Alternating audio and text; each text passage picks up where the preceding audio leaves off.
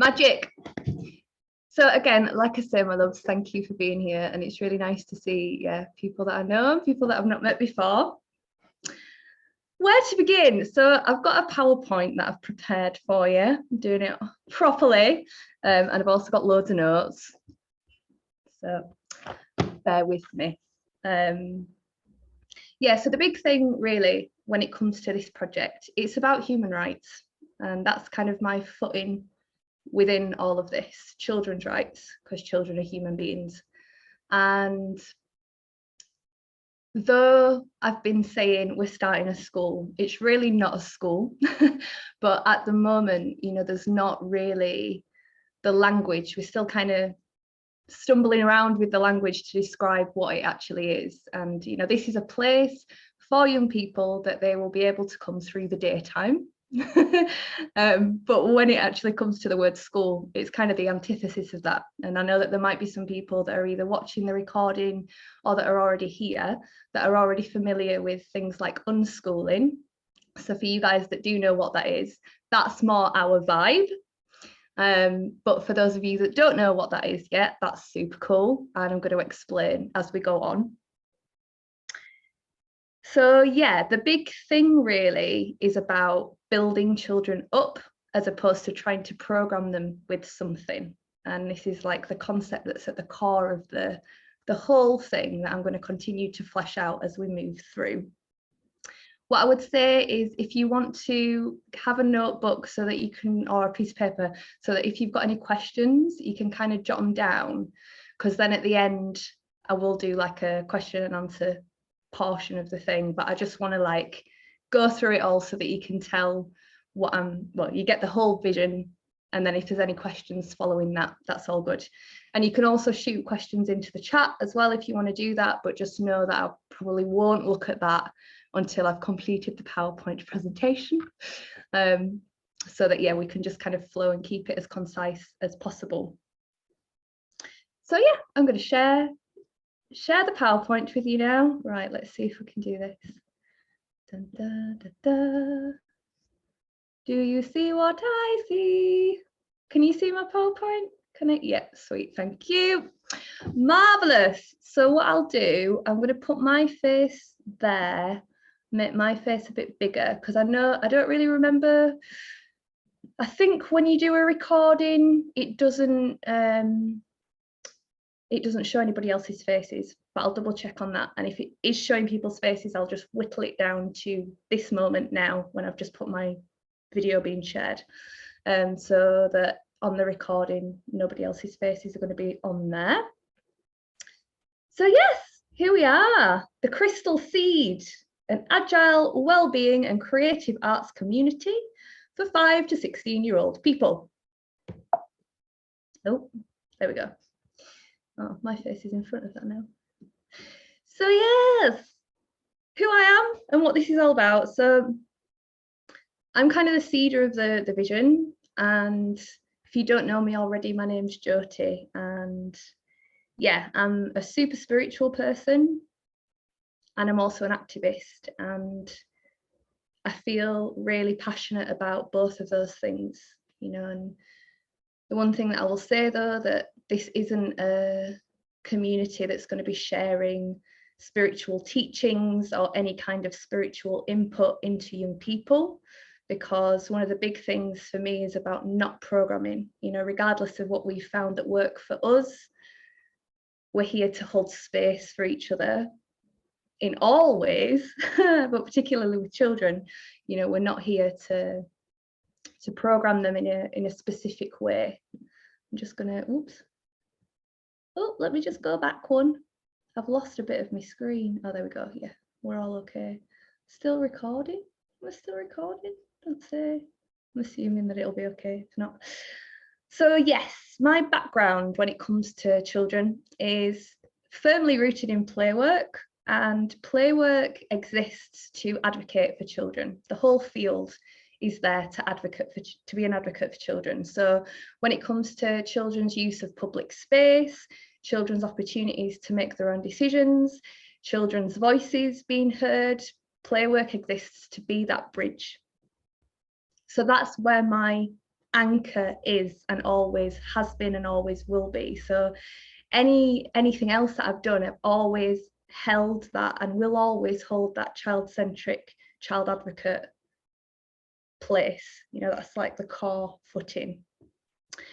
But I've also worked in alternative education settings. I've worked as a one-to-one support worker with young people that have got additional needs. I've done a lot of different things and I've worked in a lot of different capacities with young people, and I'm also a therapist. So I would say that as opposed to being a teacher, I'm more of a therapist and a facilitator than anything else. A few years ago, I did academic research into self-directed education and democratic schooling, and it totally blew my mind. I went to the States and saw particularly one setting that was an Agile learning centre, and that place is essentially what's created this vision. You know, this is Rocktree Sky has inspired me to my core. That's the name of the school in California, Agile Learning Centre in California.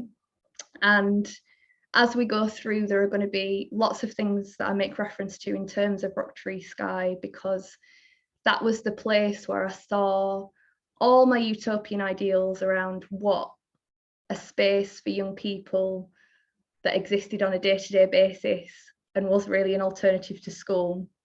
It all came to life when I saw that place. And yeah, that was kind of when the seed was planted around, I want to create something like that. And I've been to a few Agile Learning Centres now. I was recently in one in Romania, and the model works. And we'll explore why that is. So recently I translated it all into a book, which you might have seen because I've been shouting about it on social media quite a lot.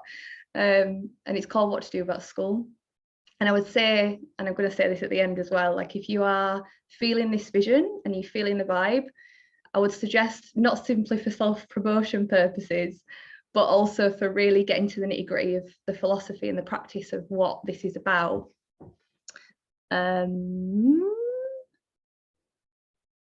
Oh, sorry, I'm just pulling out to say, I just saw a little thing in the chat.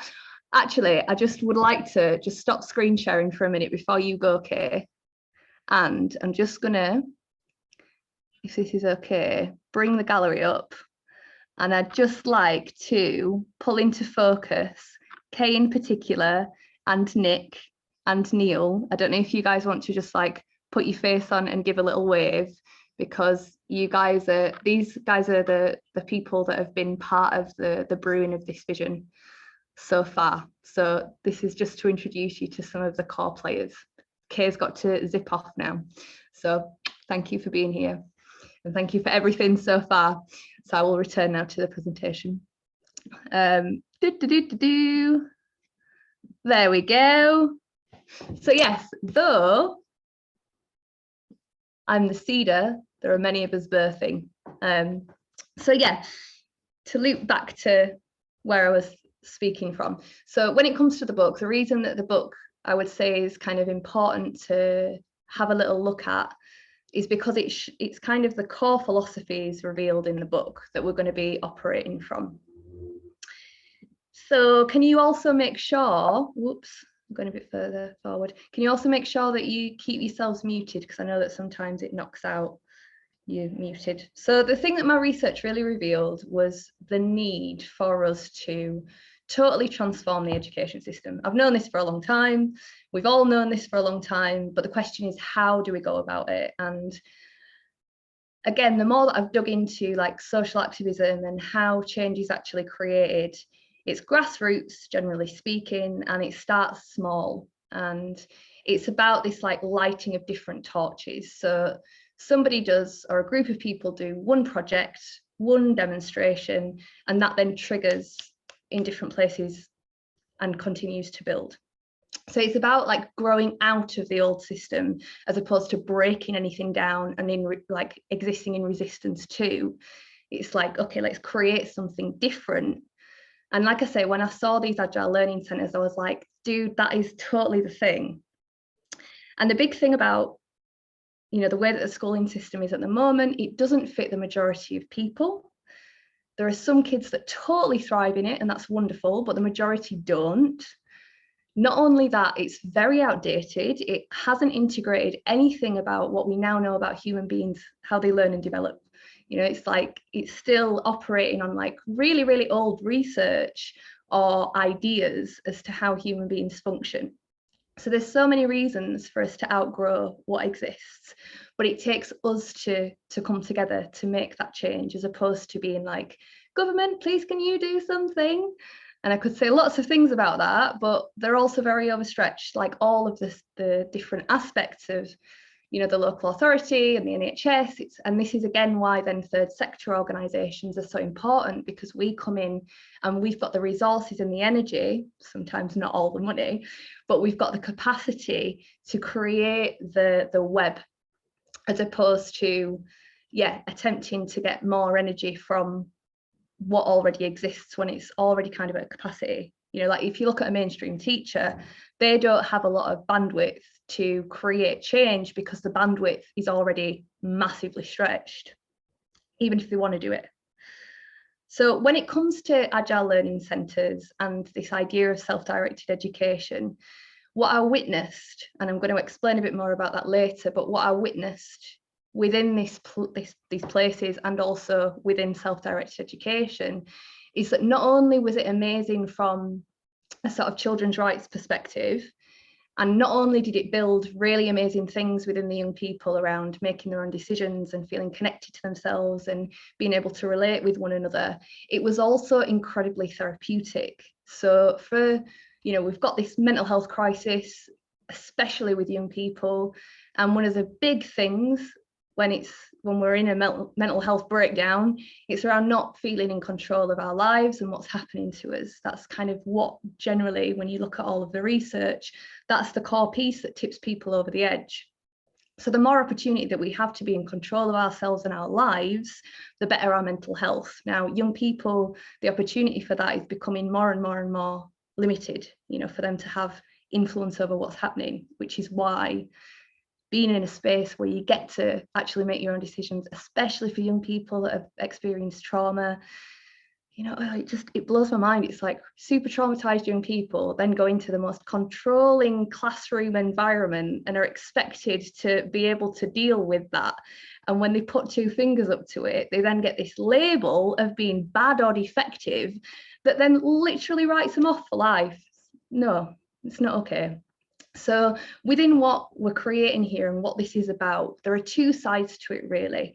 We have the one side, which is that we're creating this experience for home educated young people or young people whose parents are making the conscious decision to do something different to attend. And we're also working with young people who get a certain amount of funding allocated to them for therapeutic intervention. And to be perfectly honest, that's where my greatest passion lies, accessing those young people. But we've got the two here because we're creating community, you know, community that's not exclusive and based around privilege that separates young people from the rest of society. It's like, okay, this is our community and people are from very different backgrounds that come into the space, but we exist together. Because there's so many threads to that. The other thing that's really amazing with self-directed education, it creates resiliency. You know, when you've been in charge of your own experiences, and this is the thing that that's also really important to recognise, children are people like us. So all of the things that we've kind of learned about ourselves are also applicable to children and young people. You know, we've always functioned in the same way. So when we are able to go through a creative process or any kind of process where we try and do something and it doesn't quite work, we know that we can try again. Eventually, we will be successful. The current model, when we're children, tells us that you fail and that's it, job done. And then we've got to try and pull that conditioning out of our heads if we're going to attempt to create something in the future. So there's many, many, many benefits to self-directed education, learning, whatever you want to call it. And when it's like all these different threads for me personally over the years have just formulated, and it's now, I just know that now is the time for this to come into actuality. And it's kind of been on my radar, in my heart, within my intentions for a very long time.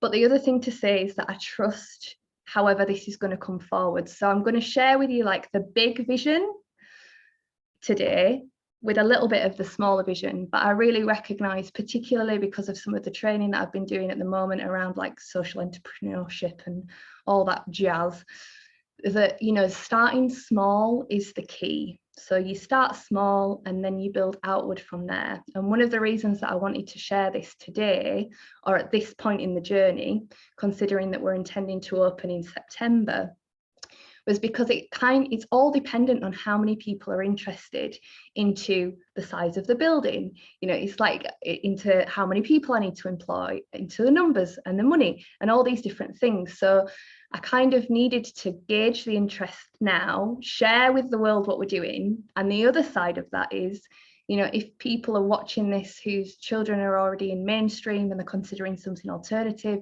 if people live a little bit out of the area and they feel like, yeah, this is something I really want to get involved in, there's then opportunity to move closer to the area, or to figure out finances, or to think about, you know, pulling your kids out of school and all that. So it felt like now's a really good time to plant the seed, but know that this is the vision as it is at the moment. And as I say, I'm a very spiritual being. And what comes with that is a trust that we can set our intention and say, this is what we're going to create. But life has a way of molding it that's kind of out of our control. So things may shift and change as the project births and moves on. But what I'm sharing with you today is like the initial vision. I'm just going to check my notes. As I say, opening in Bradford. I'm a Bradford lass. Bradford's really important to me, and it's, you know, it's my home city. But also within Bradford, you know, we've got lots of young people that exist in places of disadvantage. So it's a really important, you know, something like this could go to Leeds, and, you know, it could pop off in Leeds, but Leeds has already got a lot popping off, and so does Bradford. But when it comes to young people's opportunities, it feels really important to be, anchoring it in a city like this. The other thing within that is that Bradford's just won the City of Culture. So there's going to be lots of different opportunities coming into Bradford over the coming years as well. And we've got shitloads of empty buildings and all the rest of it. Beautiful architecture, but that have been pretty run down. So it'll be really beautiful to create something in the community here. And as I say, you know, the home educated young people and children essentially that have fallen through the net, they're the intention, you know, they're the clients, if you want to call them clients, the people that we're serving. So as I say, sharing with you the big vision, assess the interest, and then from there, that's going to help mold what comes next. There are, as I was saying with the, you know, the vision, I am really open to, if people feel like they want to get involved, like I'm totally in, but there are certain things that are non-negotiables and they'll become clear as we move forward. So when it came to figuring out, like, okay, if we were to get rid of the entire education system and forget all the stuff of like, here are the subjects that we learn and blah, blah, blah, blah, blah. And we actually thought about like, okay, what do we need? Here's like a little brainstorm list it's got loads of holes in it and it's not there, but I was just thinking about it the other day.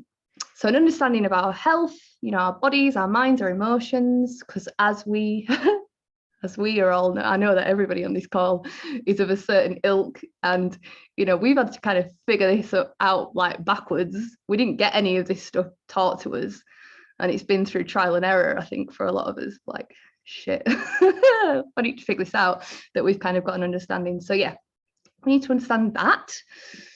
Communication and relating skills, like how do we communicate honestly and lovingly with one another? Basic skills like reading, writing and maths, like, you know, we don't need to go into this crazy GCSE level across the board understanding of subjects that, like, you know, if we all sat our GCSEs now, we'd fail the stuff that we're not interested in. Basic skills though open up the whole picture, don't they? So having that, like, those basic things anchored in so that we can then explore what we want to explore, we're cooking on gas. opportunities to self-exploration. So what I'm saying within this is, you know, having the space to really, you know, having that really rich environment so that we get, because we don't know what we like and we don't know what we're good with and what sets us on fire until we have an experience of being introduced to that thing. So the more that we are introduced to a number of different things without it being forced as to you have to go and do this, but if we get to play in lots of different things, then we're like, I really like that thing and I want to then follow it and develop it and develop my relationship with it and my passion for it and my talents. We all know that this one's missing. So money, we need to know about money, like how the hell to budget, how it works with like tax, and also, you know, not just you need to go and get the career of a really good job, but actually how, you know, how do we manage our finances, but also what does self-employment look like? I would love to see a world where every fucker is self-employed, but that's on a different thread. And I won't be, again, anything that I say when I'm putting in my little footnotes of my opinions and passions is not what's going to be transmitted to the young people, because the core thing is about non-conditioning. I know that we're all conditioned all the time with everything, but I'm not going to be planting belief systems into young people. So skills for living independently, again, like, okay, so how do we look after, how do we find a house? What's required for finding somewhere to live? What do we need to know in order to live independently? Because a lot of the time, you know, I was totally like this. Like I didn't have anybody around me to transmit those life skills to me. I know a lot of people have parents that can do that. So a lot of this stuff, you know, was kind of had to learn on the job. So it'd be really cool, you know, to have got that transmission from somewhere else. A relationship with the natural world, I think that's quite self-explanatory, really. Like, and especially, you know, even if you don't want to go hippy-dippy with that, when it comes to health and well-being, we now know that connection to nature is really important for us. And if we're not getting that, we're not well. An understanding of delayed gratification. This feels like a really core piece of the human puzzle. Understanding that if I do cool things now that maybe don't feel that great, I'm going to feel really good here. Whereas if I do shit stuff now that feels really great in the moment, I'm going to feel really shit here.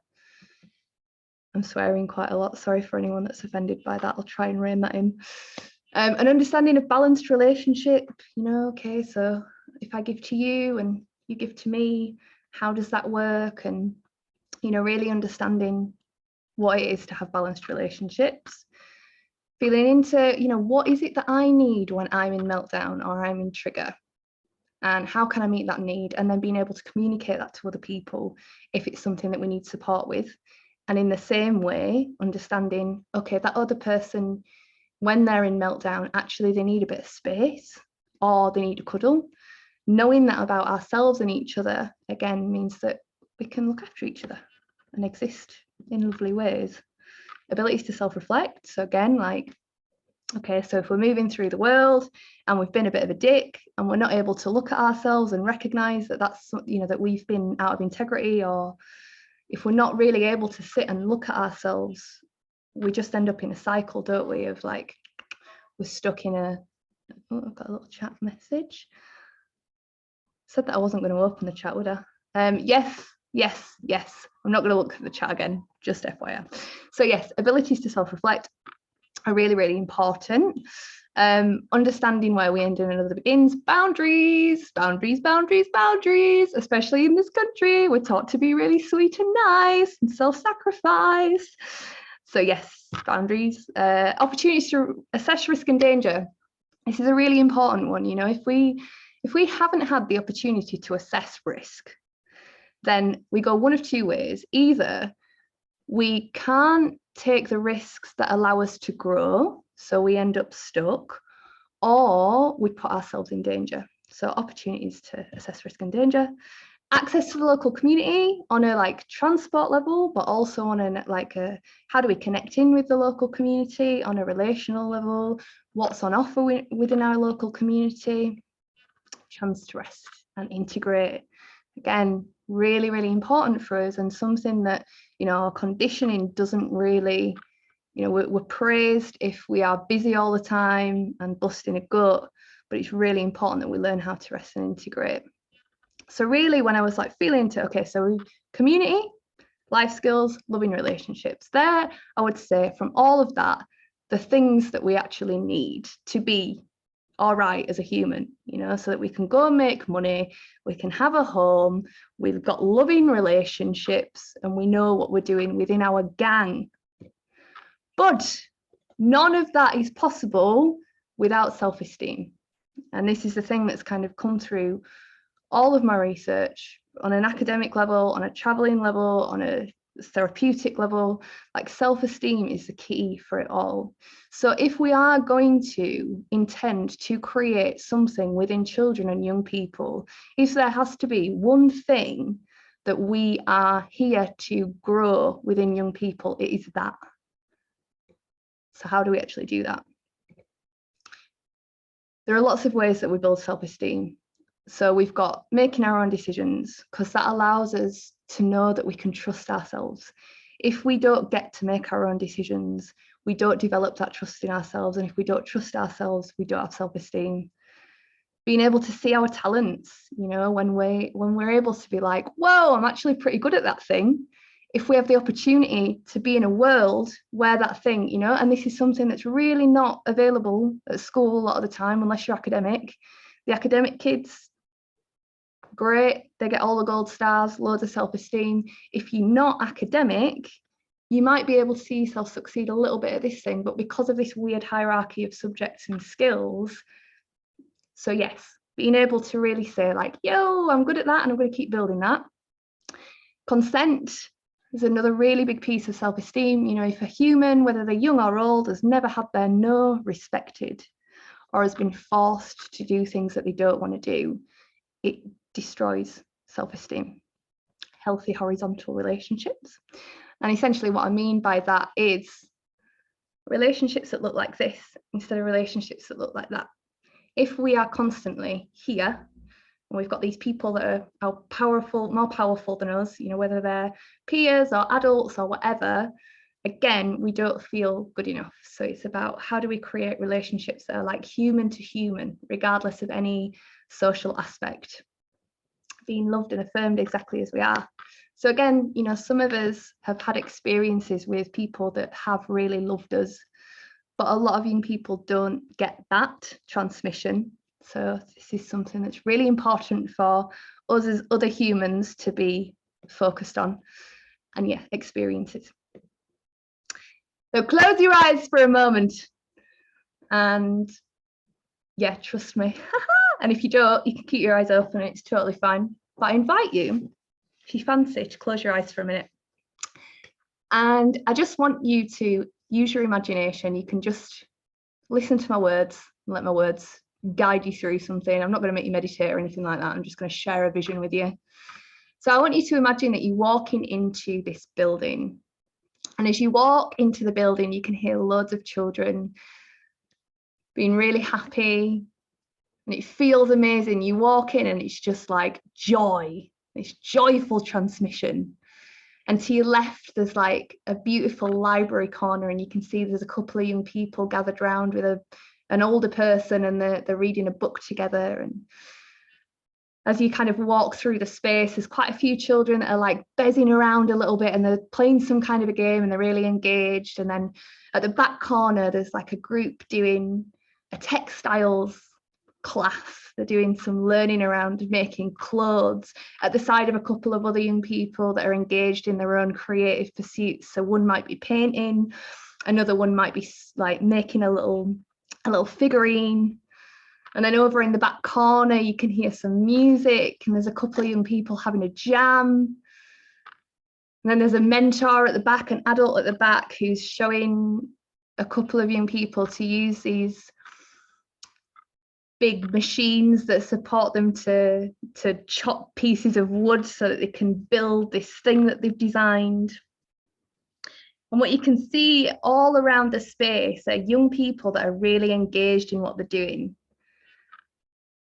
And there's also young people that are just chilling out and chatting and playing little games and following the flow. But what you can really witness is that everybody seems to feel really safe and their expressions seem to be really authentic.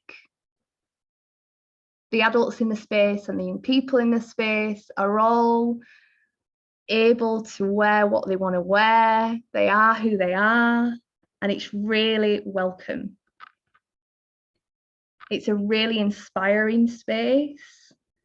And you can overhear that there are some deep conversations going on, some playful conversations going on, and there's a little snuggly nest in the corner, and some people are just having a little snuggle and a rest.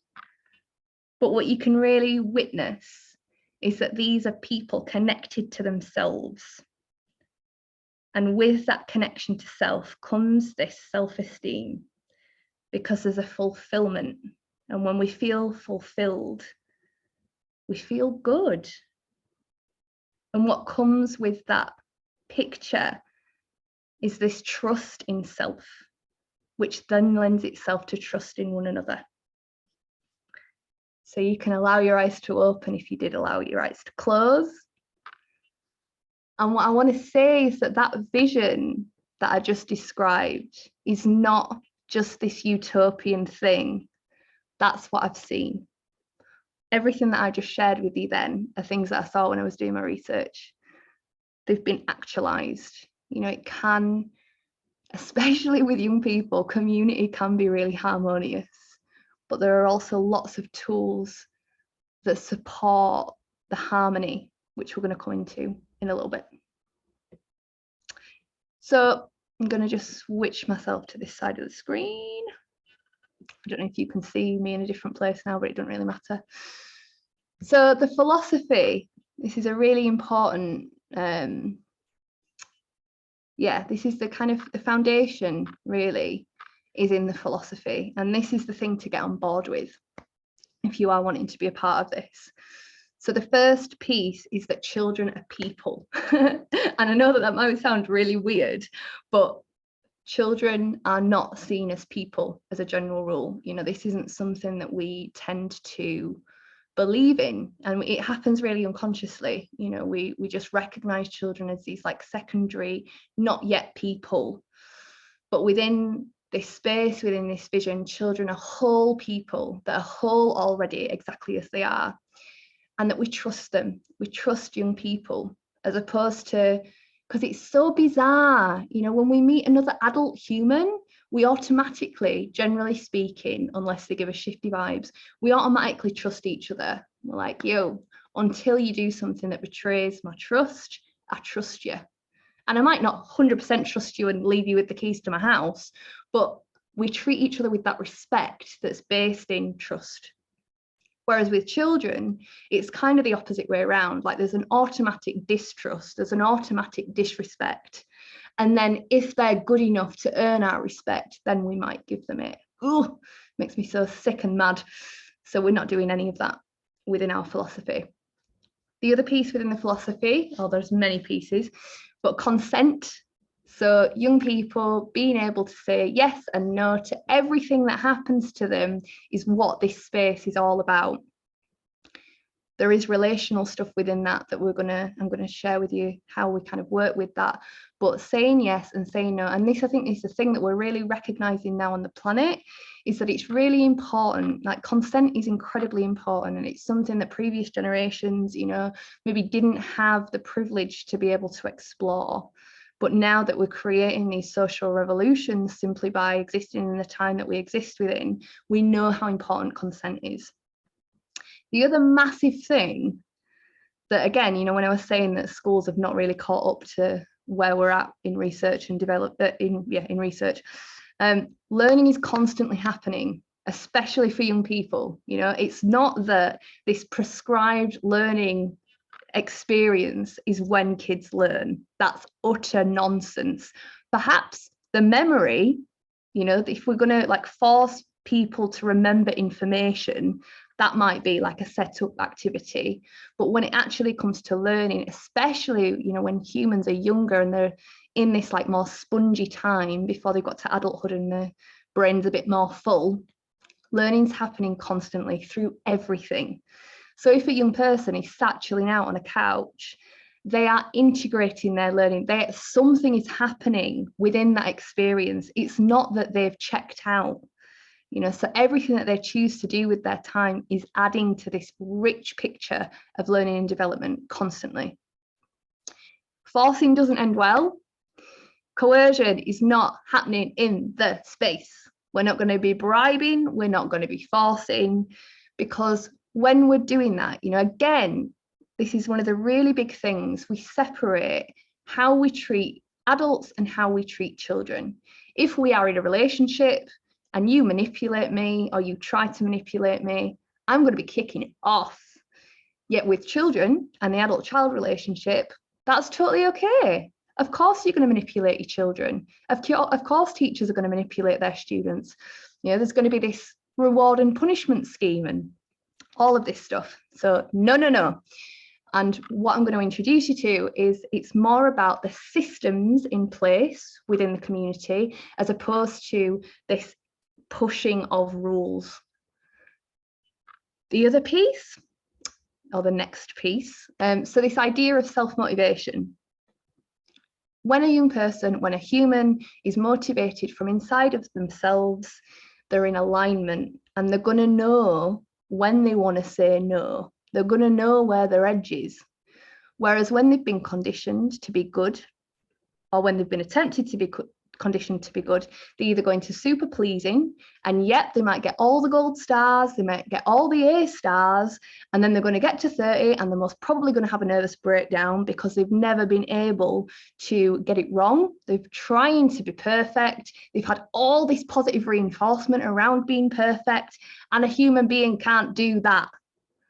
Or young people that resist and that put their two fingers up then have this internalized idea that there's something wrong with them, that they're bad, that they can't get on in society, and then have no aspirations and and everything that comes with that. So self-motivation changes the whole landscape of what it is to be a human and a young person. There are no bad expressions. There is no bad person. There is no bad behavior. We need to get rid of this idea of bad. It's simply an unmet need. And again, as facilitators in the space, our role is to discover the unmet need. As opposed to punishing the young person, it's about figuring out what's going on underneath the surface and figuring out what the need is underneath that behavior. What is the desire? What is the communication? So instead of excluding, it's about giving more time and attention to support this unmet need to be met and then harmonise. Again, utopian, but again, systems to support that I'll introduce you to. Conflict is an opportunity. That's a game changer, isn't it? Again, conditioned to see in this black and white way. But if we can go through conflict with an intention of resolution, with an understanding of, oh, this is a growth edge for us. This is something for us to navigate. Bam, we get to level up through the experience as opposed to trying to stamp it out all of the time, which again in mainstream settings is what's happening. And what that leads to is us then being able to, as a community, navigate. When something comes up, it's our collective responsibility to journey this and to figure it out, as opposed to that person's wrong, kick them out. Power with instead of power over, which is a little bit what I was talking about before.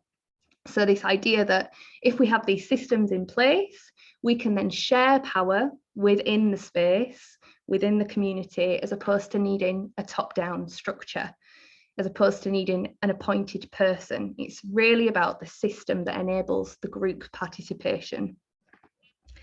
The other big piece for me is about inclusivity. Everybody's expression of self, regardless of race, background, class, gender, any variable is welcome. This is not going to be a space that is exclusive in any way. And if you're not on board with that, again, it's maybe not the right place for you. The other piece, the final piece, so many pieces, there are probably more than what's already here, but boundaries. So everybody's going to be allowed to have boundaries. It's not about people pleasing and abandonment. And us as the community and the facilitators are here to hold those boundaries through clear expectations and healthy modelling. You know, boundaries are so important, and often I've seen that sometimes within the unschooling community, there's an aversion to boundaries, but we have healthy boundaries, and I'm going to explain what they are as we move forward. So the seeds, I'm going to move myself up here now. So the seeds of the vision: self-esteem growing, autonomy, self-direction, mutual aid, so how we support each other. We're self-directed people in control of ourselves, but we support each other. Relationship, how do we relate to one another? Creativity, having all of the rich opportunities to be able to create whatever we desire.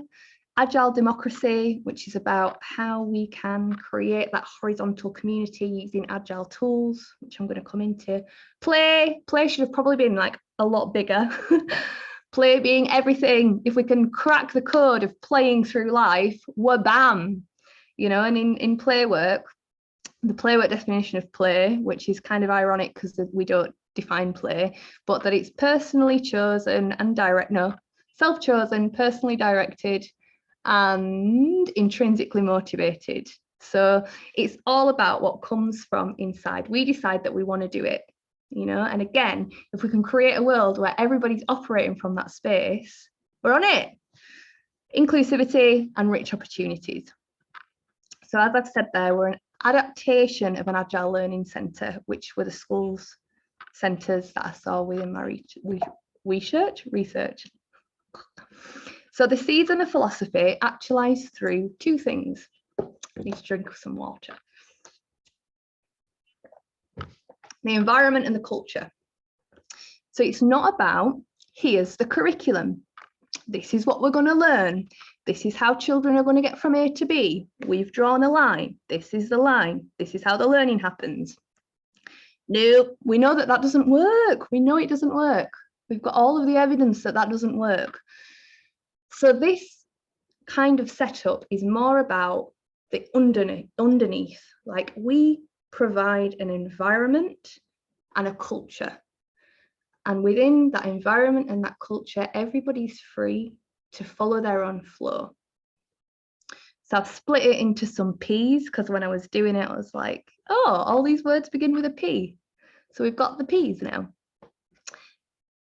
So just to say that this is the first of quite a few things that I've borrowed from Rocktree Sky, the amazing Agile Learning Centre that I went and did my research with. So the principles of the space, these are the guiding principles, the core non-negotiables for everybody within the community. We take care of ourselves, we take care of other people, and we take care of the environment. If any of those things are unable to be met, we've got work to do. And we can do that work.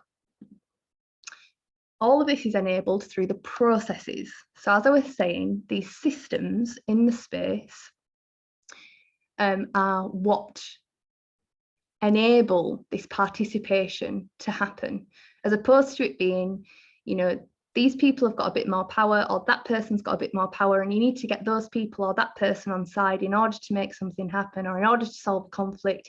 We collectively all engage in these different systems. So I will introduce you to them in a little bit, but we've got Agile, the systems from Agile software development that essentially exist to allow large groups of creative people to streamline their decision making, their conflict resolution, and their creative processes. So it's about how can we make this fast and efficient and based in enabling everybody to participate. The people are really important. So the thing that I want to say within this particular piece is that the adults that are going to be in the space will not be teachers. They're not going to be, they might have come from a teaching background, but I will work with them to strip all of that conditioning out of their being before I allow them to be in a room with any of our young people. The people that are there are facilitators, or you could call them mentors, or you could call them therapeutic champions. They are there, and they might actually facilitate sessions. They might offer things. We might have guest teachers that come in. But when I'm saying not teachers, what I'm talking about there is the archetype, the conditioning, the belief systems that come through training as a teacher and being connected to being a teacher, because it's not, the teaching model is we pour the thing in and then the young person grows, or we chisel the person out and then they are what we want them to be. Whereas we are there to allow the young person to flourish in whatever way. It's more permaculture vibes. So that was an important note. And the place. So as I kind of described, the vision for the environment itself, the physical environment, is this place where we have a really rich space with lots of opportunities for different explorations. And within that, people can come in, these expert people, to share specific things. But the big thing is that we've got this beautifully well-resourced space where young people get to decide where they're going and what they're doing. And as I've mentioned, it's going to be in Bradford. Perhaps if we get the right building that matches, that's slightly on the outskirts, then that's okay. But that this is the focus. Permission.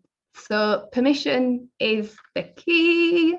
When I went to Rock Tree Sky, one of the things that most blew me away and also slightly intimidated me was in the incredible art space that they had. There was just this massive sign on the wall that said yes. And when I was speaking to one of the mentors about it, she was like, that's the thing. Young people know they don't have to come and say, can we? They know that it's a yes. So if they want materials, we're going to get them the materials. If they want a specific workshop, we're going to bring the person in to bring the specific workshop. But the big thing within this idea of permission, so the guy that created the first democratic school, A.S. Neil, he created it in like the 1920s. Like, this guy is a don, and his big thing was freedom without license. You're free to do whatever you want to do until it infringes upon somebody else's freedom. You don't have license to take away anybody else's freedom. And just to go back a few slides, there we go. That's the, oh, I've got a little red spinner. I wonder if I've just made, oh, you see? Oh, Lord. Wait, there we go. Yeah, so freedom without license. So you're free until you're not taking care of yourself, you're not taking care of other people, or you're not taking care of the environment. They're the boundaries around the space. And the other thing within that is however you want to be, however you want to present yourself. If today you're feeling a certain gender expression and tomorrow you're not, super cool, totally welcome. And it's the same for me too. So however we want to express ourselves, there is no fixation into an identity. It's about individual people being able to make their own decisions. The key to the new world. So a day in the life. I'm going to make myself a little bit smaller because, oh, you can't really see that it's a day in the life because there's going to be loads of things that pop up now. I'll put myself there. So day in the life. Now you get a little bit of a flavour for what a day could look like. So to begin the day, the thing that always happens at an Agile Learning Centre that will happen within our space is a band meeting, a circle that opens the day. We all come together before anybody does anything. And in that space, it might be, depending on numbers, we might have a couple of opening circles.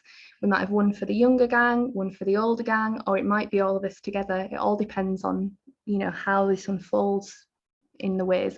But we will have the opening circle. Within that space, we share how we're feeling and how we're doing. And I've got loads of resources to support people to identify how they're feeling emotionally, because emotional intelligence and an ability to recognize how you're feeling and communicate it is so important to check in with ourselves, but also to be able to build relationships with each other. And also within that space, that first morning meeting, setting an intention for the day. And I'll explain at the end of the day why that's important, if you don't know already. And then once the day opens, free flow exploration. So young people are able to go down any rabbit hole they choose to do. One of the things that I saw in my research was that, I was there for a week in the first place that I went.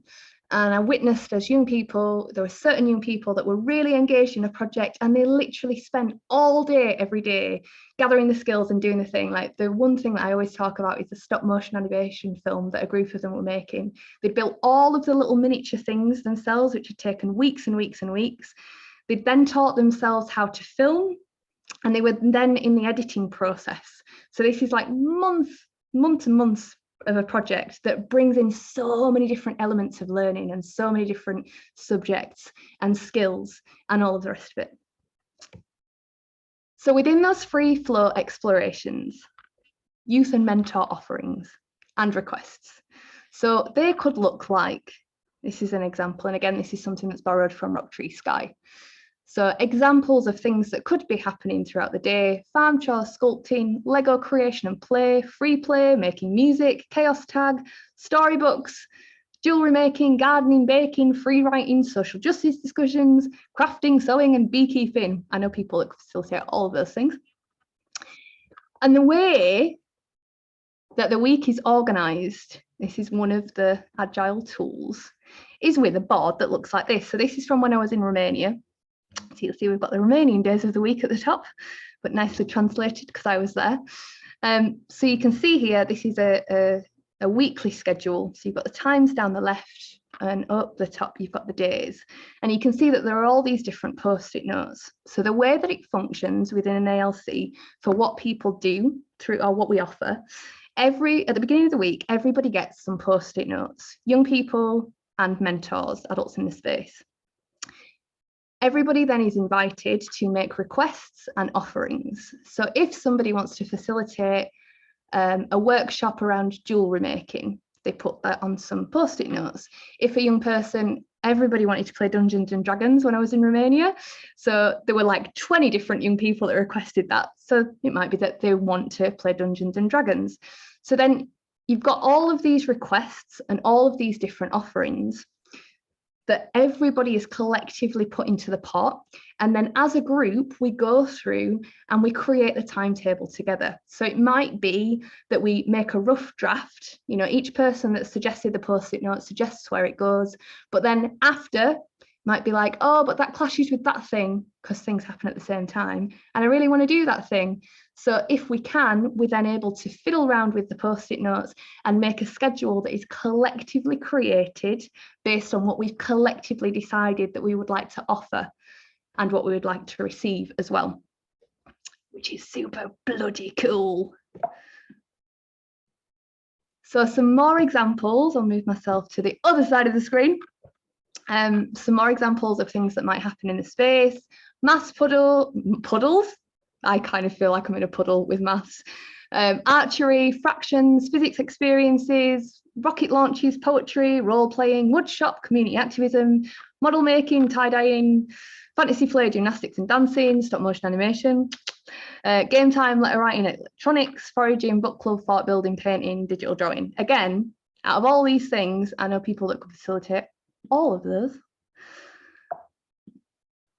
So the growth box, I've kind of adapted the name there, and the culture committee meeting. So within the space, there will constantly be a little shoebox with a slit in the top, and the invitation will constantly be anybody can write something on a piece of paper that they don't feel is working in the space or that they want to bring to the attention of the group or anything. So it's an anonymous thing. So people are going to be really honest about what it is that they don't feel is working. And then it all gets popped in a box. So this is then what happens. This is another Agile tool that enables the process. So that left column, the awarenesses column, is what gets put in that box. So once a week or so, there's what we call a culture committee meeting. And basically that's a meeting that anybody can attend. So a lot of the time you end up having a few young people that decide that they want to come, but depending on what's in that box, there might be days where the whole school community is there, the whole group. So in that meeting, what happens is everything's taken out of the box. And that smaller group, it's generally a smaller group, go through the issues one by one and chew upon a potential solution. So then by the end of that, perhaps half an hour meeting, that has been only people that have decided that they wanted to be there, what you've got are these problems. And you can see there the awarenesses, so the issues. What happens is that there's the identification of what the need is or why it's valuable. So it's again that kind of, here's the issue, what's the deeper thing underneath? And then it's taken to the smaller group, the culture committee. So from that space, the awareness, the issue, the potential solutions are all chewed upon by that smaller group. And then it gets sent to the whole group meeting. So within that whole group meeting, these issues and the potential solutions are presented to the whole group, and then everybody votes upon whether it's okay to trial that potential solution. So again, everybody's involved. If somebody doesn't agree with it or somebody wants to create a counter offer, it's a discussion that's made within the whole group. Then from there, it doesn't go into the problem solved, it goes into we're practicing it. Let's trial this solution. So we trial it for a while, and if that solution doesn't work, it goes back into this is an issue that we need to solve. So again, it's a completely different kind of culture to a structure that's like this. It's really about the system enables all of us to take responsibility, to problem solve. And it might be that something goes into we've integrated into the culture. You know, it's like we've figured it out and that feels like the solution. A year down the line with a different group of young people, the same issue might come up again. And we might need to go through the whole process again. You know, and in some ways you can think that this is laborious, but what's actually being transmitted through these opportunities to be engaged in life is out of this world important, in my opinion. The conflict resolution process. So this is something else that you might see a day in the life. And again, the conflict resolution process is a system within the space. So this again is borrowed from Rock Tree Sky. This is what was literally on the wall when I went to Rock Tree Sky. So you can see this top line. So you stop and you take a breath. Something's going on, two young people, something's going on. And the amazing thing that I witnessed in this space, when I do research in other ways with children that have been through more traditional experiences of childhood, traditional shit word, but you know what I mean. Conflict, over the shoulder, adult, where are you? Come sort this out. Rock Tree Sky? Nah, mate. So issue bubbles up. Attempt to have a conversation to alleviate it with one-to-one. And if that doesn't work, then what happens is that they are invited to bring another person or another couple of people into their circle. It might be that it's a mentor, an adult, or it might be that it's another young person or another couple of young people. And then once that group is there, it's then guided by, the process is guided by questions that come from nonviolent communication. So the first question being what happened? And the young people are taught to express not in an accusatory way. It's what happened as if you were looking through a CCTV camera. Then how, and both people or however many people are involved are able to express that. Then how do you feel about what happened? And again, non-accusatory. It made me feel this. Not you made me feel, I felt this. Everybody gets the opportunity to express their feelings. Then what do you need to move forward? Like, what's the solution here? What do you really require to be able to step forward from this? Because we're resolving it. And it might be one person's like, I just don't want to see that guy for the rest of the day. I don't want to play with him anymore. Cool, all right. And then what are you asking for and agreeing to? So what do you need and what can you agree? How do we harmonize this through making an agreement where everybody gets what they want and need, where we can, you know, it might be that there's a need to compromise a little, but how can we do that together? So usually that's enough to sort it out. But if it's not, then what can happen is that conflict can go into the little box and it gets taken to that smaller culture committee, and it can be something that the culture committee, that smaller group, chew upon to try and find the solution.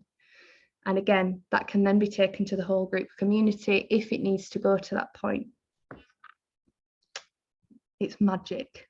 And the thing is, you know, when young people are growing up with those skills given to them as life skills, like, mate, how much we bloody struggle in conflict situations of like not being able to express what we feel, feeling victimized, bitching about it, like doing all this shit. If we were brought up in an environment where we actually were like, okay, we're going to work this out and everything's going to be really transparent, it creates magic. So the other thing is that what we're going to be doing is bringing in people to come and offer. So we're going to have, depending on numbers, maybe 3 core facilitators. I will be one of them, and there'll be a couple of other people that will be there every day that we're open. But then I'm also going to bring in people that, because I know a lot of amazing creative people that have honed their individual spark and their individual interests, and they're really amazing people. So I'm going to invite people in, again, depending on the things that the young people want to explore, to come and facilitate these like 6-week immersions, so that the young people in the space are getting like high quality transmissions, not simply on the subject matter, but also on here's how you become a free human that lives your own life. Tidying up, one of the boundaries of the space, looking after our environment as a group. We will have a time each day where we tidy up, you know, at the end of the day, before we go into the final band meeting. So in that first, this is another one of the Agile tools, right? So in that first meeting, we set the intention, and then in the final meeting, we reflect. And what this creates, again, is in stark contrast to the pass and fail ideology of mainstream education. It's this ability to go like, okay, I wanted to do that thing, and I did that thing, or I didn't do that thing, but tomorrow I'm going to do something different, or I didn't do it because I'm just not into it. I tried it and I don't actually like it. Whatever it is, it's this internal reflection process that's not based on an external party being like, you did well, you didn't do well, you got it right, you got it wrong. It's this internal process. And what happens with intention and reflection is then refinement, as opposed to pass, fail, give up, abandon. Unless you don't want to do it, and then you don't do it. But you can also see within this, like, because it's a very anarchistic model in a lot of ways, but what you've got is an anchor at the beginning of the day and an anchor at the end of the day. And what that creates is a holding. So there's this beautiful circuit of connection, community connection into separation, whilst working with each other, whilst doing stuff with each other, and then back into the whole again. So the model as it stands looks like this. One of the things, and I will explain more perhaps, or I might end up repeating myself, we'll see. Because I refuse to teach the national curriculum, because that's in complete opposition to what this is about, we're going to be opening Tuesday and Wednesdays and Thursdays. If we were to open more days, I think at the moment we would have to be registered as an official education setting, which we're not going to be, and we'd therefore have to teach the national curriculum, which we're not going to do. So Tuesdays, Wednesdays and Thursdays. 5 to 16 years old. I know that that seems really big, but what we see is that young people are a lot less freaked out by multi-age groups than we might be, until we get to 18, and then it's like, oh yeah, cool, we can be friends with loads of different people. That whole like separation of children into age group sometimes naturally occurs, which is super cool, but a lot of the time doesn't need to occur. So we're going to have a broad spectrum of age. So home educated young people, it's going to be £30 per day. We're going to open throughout the academic calendar so that personally I get some downtime, because I know that this is going to be a massive thing to undertake. But there will be discounts if you've got multiple children, you know, so, and this is an estimated figure at the moment. You know, I can't see it going any higher than this. I don't want to say that it's going to be lower than this, because I don't want to say something that then I can't uphold. But when I've kind of crunched the numbers, that's pretty much it's kind of the normal fee, but it's also the fee that would allow us to have 3 mentors. The other thing to say that I've not put in here is that we're going to run as a cooperative model on a financial level. So everybody is going to be on £15 an hour, myself included, you know, so just to put that into context as well, to say that this is not a money-making scheme. Like, I need to make sure that I can survive. I'm going to be working way more hours than I actually claim for. But yeah, like, just to make that clear, because I know that sometimes it can be like, oh my gosh, you know, this is private education and all the rest of it, and somebody somewhere's slicing money off it, but that is not this model. That's not how it works. But the other thing, as I mentioned at the start, is that we're going to be working also and inviting in other groups of young people. So there might be school groups that drop in, which will be an interesting mix for the space.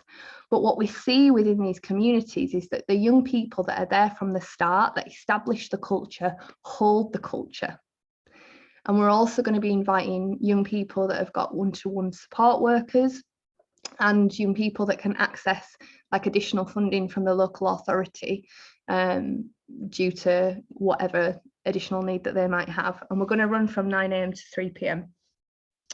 I feel like there were things that I wanted to mention. Oh no, not yet. Whoa, that was good. I covered all my notes without looking at them. So yeah, so this is the initial core. Now, the bigger vision is that on a Monday, we then off premises and in a slightly, you know, under a slightly different banner, have what they call the flying squad. So a flying squad is essentially this model, but out in the city. So we don't use a specific location. The group of us meet with a mentor, with a couple of mentors, and we go for an adventure in the city. The young people decide where they want to go, what they want to do. Generally speaking, that tends to be causing a little bit of ruffled feathers around commercial worlds, you know, like wandering around department stores and stuff, going to libraries, if they want to go to libraries, playing out a lot in parks.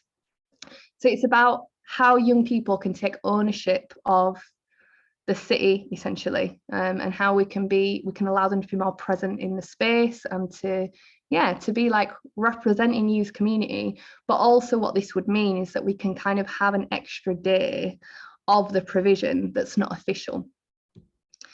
The other thing within that is I've not found a forest school partner at the moment, but that's something that I'd really be interested in doing. You know, if we could also provide another day of forest school, that would be magical. But again, under a separate banner, perhaps a separate organisation, so that I don't have to try and attempt to do it all. But with that forest school, they would then, you know, the children wouldn't be with us, but it would be our gang that would then go there on the Friday. Now, if we were to have our own building and our own space, and this is what I'm talking about when I was speaking at the beginning about, you know, keeping the vision small at first, depending on what's going on. What I would foresee is maybe I would love to launch straight into getting a big centre, and for it to be a community centre that on Fridays, Saturdays, Sundays, Mondays, other organisations are occupying different spaces, local businesses are hiring the space. All of this feeds into everything that we're doing with the children. And that's where we're going. That's where we're going. I'm unsure as yet if it's a wise financial business decision to take on a big building, but we will see how that unfolds. The thing is, the core bit of this bubble is happening in September, subject to the university's decisions. Why we aren't going to be a school. So, as I mentioned, if we were officially an education establishment, we would have to basically work alongside the national curriculum.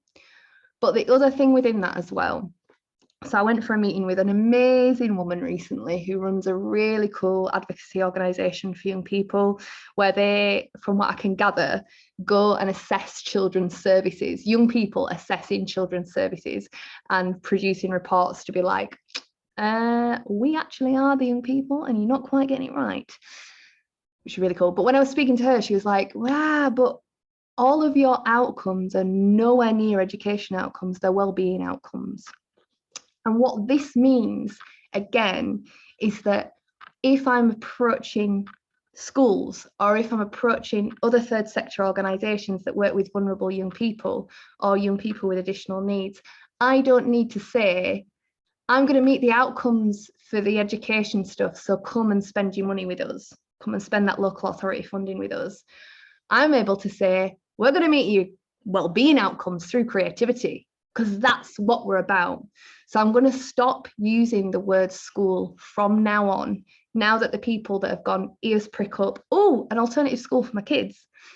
We are a children's centre, a children's wellbeing centre. And this is why at the beginning, I can't remember exactly how I worded it, but it was like an agile creativity and wellbeing and creative arts centre or something like that. Because we're agile in that we're democratic and we're using these agile tools so that children are totally in charge of everything, but we're a wellbeing centre. So the timeline in March. So it's really important. Again, you know, I'm a spiritual being and I'm also a woman. So I understand, you know, I have a womb. I'm a woman with a womb, and what comes with that is an understanding, an innate understanding of like cycles, you know, of being able to go up with a vision and idea and action and down into integration and rest. And, you know, we're going into winter. So as we go into winter, I've planted this seed, I've shared it with the world, and it's now going to be more of an internal, lots of visioning, lots of meditation, also, you know, doing the background stuff.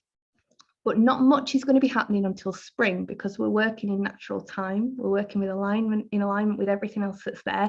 So we're not fighting against ourselves, trying to get something off the ground in the middle of bloody winter when everyone's in hibernation. So from March, we're going to be at that point finding the building. During that time also, there's going to be a flying squad taster in the school holidays. So again, that experience of the Agile community out in the city. So you can get involved in that. And then in June, we're going to have a funded, if I can secure the funding, which all being well, I will be able to do, a week-long Agile camp in the school holidays, simply because that means that young people that might be in mainstream at the minute, but might be coming out, can come. And it also means that we're a lot more likely to be able to fund the experience, because, you know, there's a lot of funding to support parents to be able to work in the school holidays. And there's no schools open, so we need childcare, which is really what the school system's about. Anyway, side note. So yeah, in June, there'll be a funded Agile camp. So if you're in, the big thing here is that your children are in, if you're a parent. You know, this isn't about just you making the decision. The young person has to feel it. So coming to the flying squad, then coming to the Agile camp is an amazing way of really getting to experience. And you're going to be leaving your kids with us, just to say that, you're sods not welcome. So within that, the young person or young people get to really feel into what's happening. And then in July and August, by this time, the people will be a definite yes that are coming. And we can continue to build from there, but there will be definite yeses after June. We'll have yeses from now until March that support me to figure out numbers. But then from June, it'll be like, right, you're in. And then in July and August, we're going to spend time together, like building the community, building the fabric, because I know that a big part of this is us all being on the same page and getting to know each other. And then in September, we're going to open 12 children minimum, because I don't want to run this on my own and I need to be able to pay another member of staff. That means that we've got 2 staff. And when I've done the numbers, that would mean 12 children minimum. So things to know, mainly for prospective parents. As I've mentioned, we're a self-directed community. I am not going to be pushing your children to do anything at any time. We're going to work together around the boundaries and the relational stuff. I really feel that a big part of what my presence is going to be in the space is around conflict resolution, relational, culture building, and playing and having all the fun with the kids. But I've met people that sent the kids to democratic school and were really surprised when they got to like 15, 16 and they weren't being prepared for exams. I'm not going to do that. If your young person comes to me and says, I really want to get a tutor because I want to do some GCSEs, I'll bring a tutor in. If your young person comes up to me and says, I'd really like to learn to read, I'll sit with them every day and go through reading with them. But it comes from them. Even if your young person, if you decide not to do anything about it, and I'm of the impression that young people decide what they need at their own time, in their own space, at their own pace. But I'm not going to suddenly clock on and go, oh, you don't know how to do that thing yet. I'm going to continue to provide a really rich environment, but there's never going to be a moment where I say, right now, Tommy, it's time to sit down. Again, as I've just mentioned, we're not ever going to say that we're an official school. We're a children's centre. And if you are coming and wanting to subscribe your children to the space, you will need to be home educated, and you're then responsible for liaising with the local authority. Now, there's things going on at the moment within what the new schools bill is going to mean for home educated young people. What I can say is, within what I've seen in the States, and this is something that we can explore doing in the setting, is that they would demonstrate children's learning and development and engagement with activities through recording the intentions and reflections that happened each day, because again, this is a map of what's actually being learned, and then you can flesh out, okay, so what are the learning outcomes? And we can do this in a group, but this isn't something that I'm going to be offering into the space, but we can figure out we can overlay the outcomes with what your child has naturally done and make it match. I'm going to show you how to do it, but I'm not going to be able to sit there and do it for every child. That's not something that we're going to be offering in the space, but it might be something that needs to happen as we move forward with legislation when it comes to home education.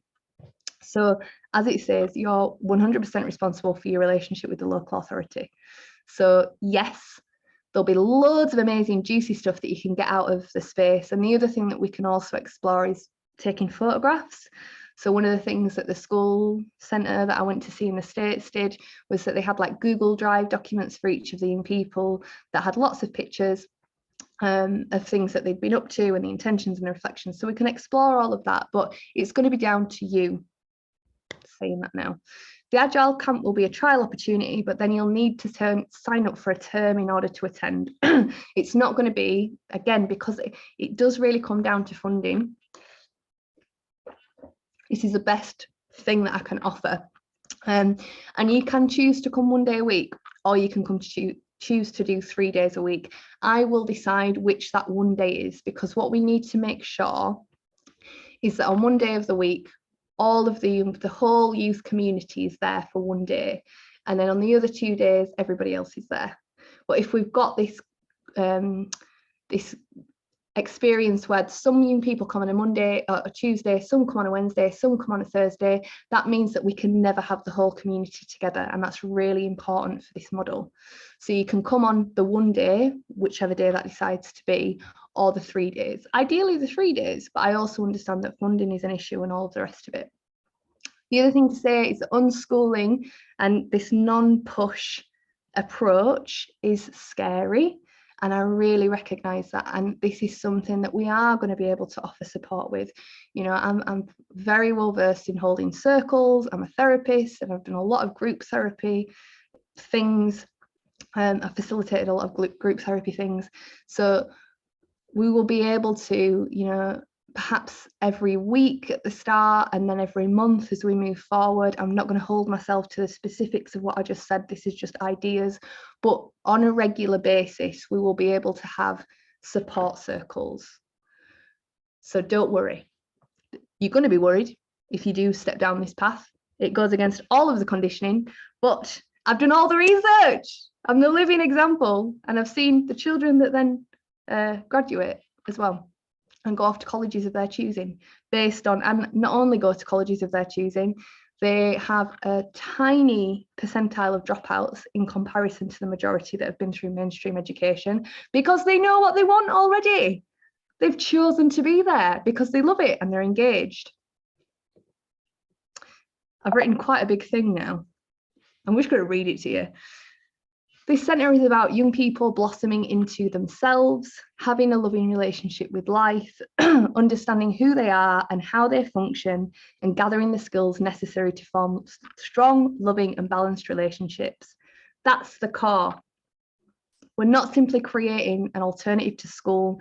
It's about growing free humans within a community that know how to identify and follow their nectar, the thing that sets them alight, buzzing around and pollinating the world into freedom as they go.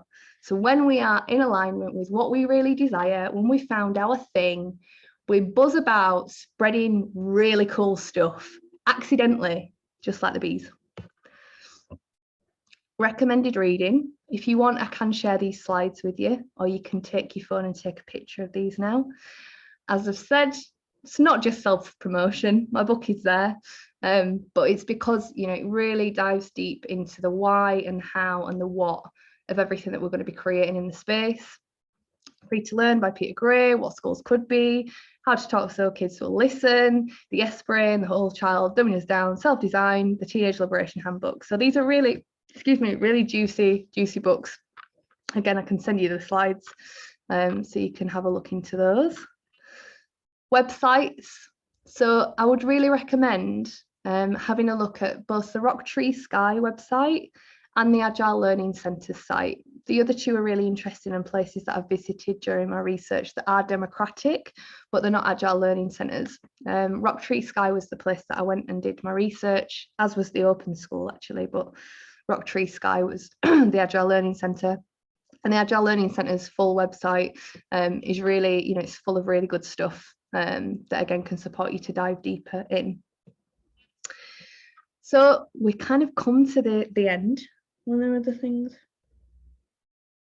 No. Yes, so if you wouldn't mind just clicking, stay in the meeting, but just click on this link. Let me know if you can click on the link so that it, oh shit, sorry, so that it opens the survey. Now, the reason that I'm asking you, it's like 3 questions. The reason that I'm asking you to do that is so that I can kind of register who actually wants to sign or is interested in signing the kids up, how old the children are. It's like the start of getting to understand the numbers of interest, and also kind of put you on mailing lists and stuff. But the other thing within this meeting, it's not just about parents, and this is why there's not just parents here. You know, if you are interested in funding, giving us some of your money so that we can do some awesome things, or if you're interested in collaborating, or if you've got, you know, if you're in another organisation, or if you alternatively are, you know, if you feel like, oh, there's someone that I could connect you to, that would also be amazing. So I'm just checking to see the link doesn't work, post it in the chat. Cool. So thank you for that.